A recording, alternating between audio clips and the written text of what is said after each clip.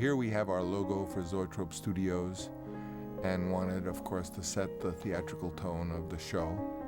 This example is from an earlier cut, which was in fact the blind bidding screening, which is required by state law in order to allow the exhibitors to see the film before they decide that they want to bid on it and have it come in.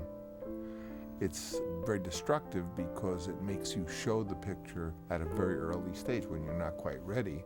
And although there is a good faith agreement that no one's going to comment on the film or review the film, in fact, you're showing the film at its worst. At our blind bidding screening, the film was reviewed in the papers and then it was syndicated all around. And as a result of this early review come out, we essentially lost our distributor, and our financial matters, which were very delicate to say the least, were greatly affected. Stop me if you've heard this one, but I feel as though we've met before. Perhaps I am mistaken. My son Giancarlo brought me a Tom Waits record, I think it was Foreign Affairs, and in it had this beautiful duet with Bette Midler, and I thought, well, wow, that's a concept. I can have the male voice and the female voice, and they could be involved in dialogue and working out issues in song, sort of paralleling the male and female protagonists in the story. I never talk to strangers in near way. I wanted songs, but the actors couldn't really sing them in terms of an old-fashioned musical.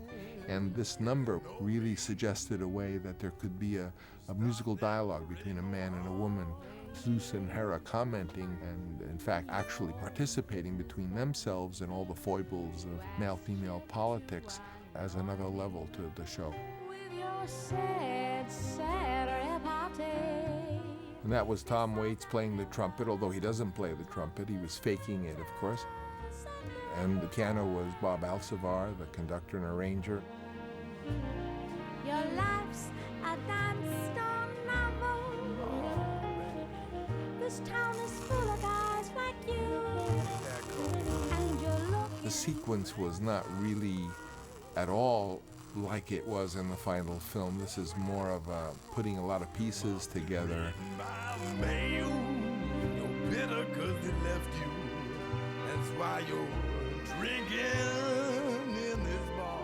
It also shows part of this theatrical technique of walls disappearing, painted scrims or two-way mirrors. The theatrical scrim technique is basically that you paint a scene on a semi-transparent scrim or curtain. Depending on which side of this painting the light is, if the light's in the front, you see the painting and it looks like a solid image, a solid wall. But if you suddenly put the lights in the back, then it becomes transparent and you only see what's on the other side where the light is. So it's controlled by light. Why not try and get both, huh? What a wonderful idea. You have just given me a wonderful idea. I have got the perfect thing I'm going to give Hank for our anniversary. This really was meant to be a combination of theater and cinema and television to tell a simple story in an unusual manner. In the end, we weren't able to have the extreme pleasure of working with Bette Midler for reasons of schedule or something else. And so for a while we were at a loss as to who would be the woman counterpart, and it was Tom Waits who came up with the notion of Crystal Gayle.